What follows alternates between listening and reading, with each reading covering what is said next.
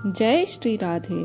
भक्तवर श्री नरसिंह जी गुजरात प्रांत के जूनागढ़ नगर के निवासी थे।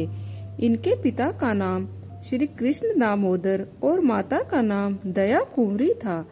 5 वर्ष की अवस्था में आपके माता पिता का स्वर्गवास हो गया था। घर में एक भाई वंशीधर और भाभी दुर्ति गौरी थी।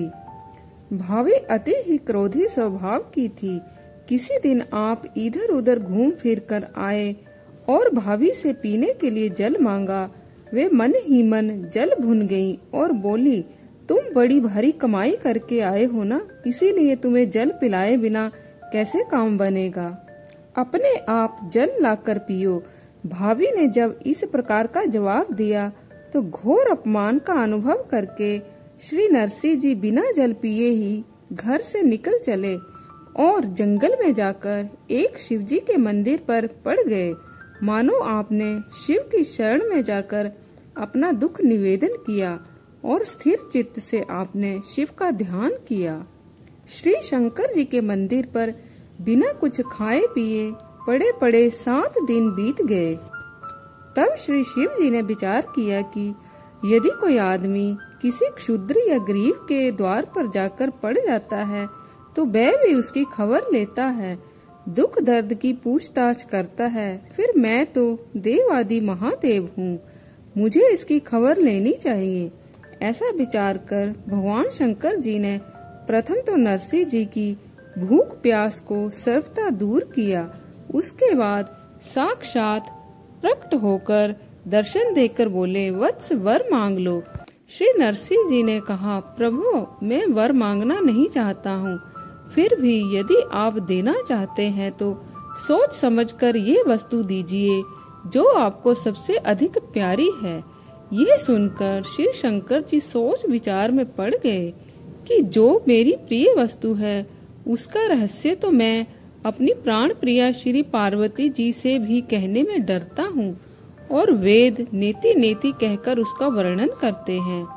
अब यदि कदाचित इसे अपनी प्रिय वस्तु नहीं देता हूँ तो मेरा वर मांगो यह बोलना झूठा पड़ जाएगा।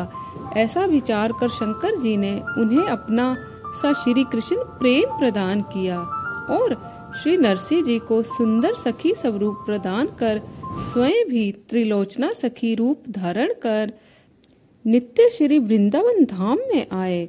वहां अनेक प्रकार की दिव्य बहुमूल्यवान मणियों से जड़े हुए रास मंडल पर अगणित ब्रज गोपियों के मध्य श्री राधा श्याम सुंदर का दिव्य दर्शन शिव जी ने नरसिंह को करवाया।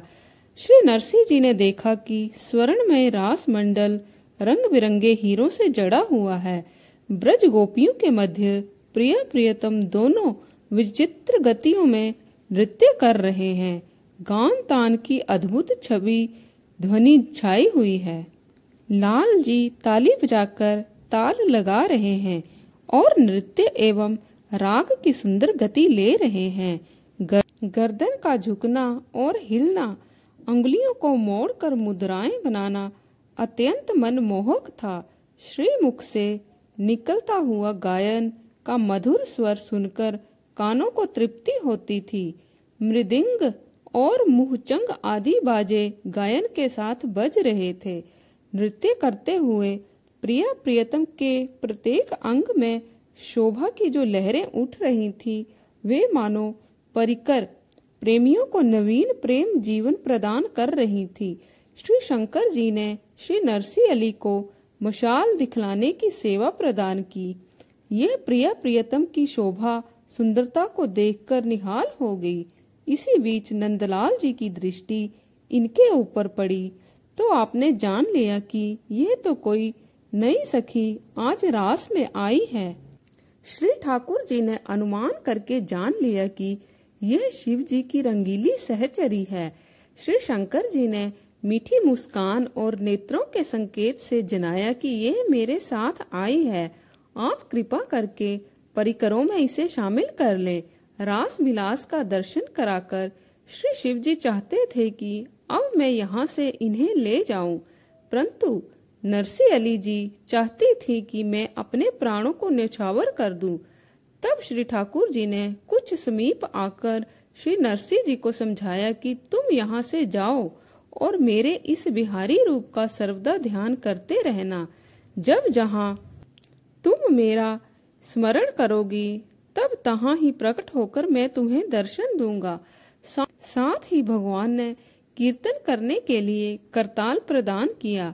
श्री रास बिहारी जी की आज्ञा मानकर आंखें बंद करने पर श्री नरसिंह जी अपने ग्राम को वापिस लौट आए और अलग निवास बनाकर भजन करने लगे। परंतु पुनः रास बिहार लीला के दर्शन करने की चटपटी इनके मन में लगी ही रहती थी। कुछ दिन बाद एक ब्राह्मण की पुत्री माणिक गौरी से आपका ब्याह हो गया। उससे 2 पुत्रियां कुंवरबाई और रतनबाई और एक पुत्र श्यामल दास हुआ। गृहस्थाश्रम में रहते हुए भी आपने संसार में श्री हरि भक्ति का खूब प्रचार प्रसार किया। बहुत से संत महात्मा आपके यहाँ नित्य ही आते जाते रहते थे। उनकी सद्भाव पूर्वक सेवा करके आप उन्हें अपार सुख प्रदान करते थे। नित्य हरि नाम लीलाओं का संकीर्तन करते हुए आप भक्त भगवंत को प्रसन्न करते रहते थे। श्री ठाकुर जी को पधराकर उनकी नित्य नियम से वैष्णव विधि के अनुसार सेवा करते थे। श्री नरसिंह जी के ऐसे पवित्र आचरणों से इनकी महिमा बढ़ी। इससे जितने विप्र जाति के लोग थे उन्होंने अपने मन में बड़ा द्वेष माना और क्रोधवश अनेक प्रकार के उपद्रव करके श्री नरसिंह जी के भजन में बाधा करने लगे, क्योंकि नरसिंह जी का भजन कीर्तन उन्हें उपद्रव सा प्रतीत हो रहा था। वे अपने मन में जरा भी विचार नहीं करते थे कि नरसिंह जी भक्त हैं।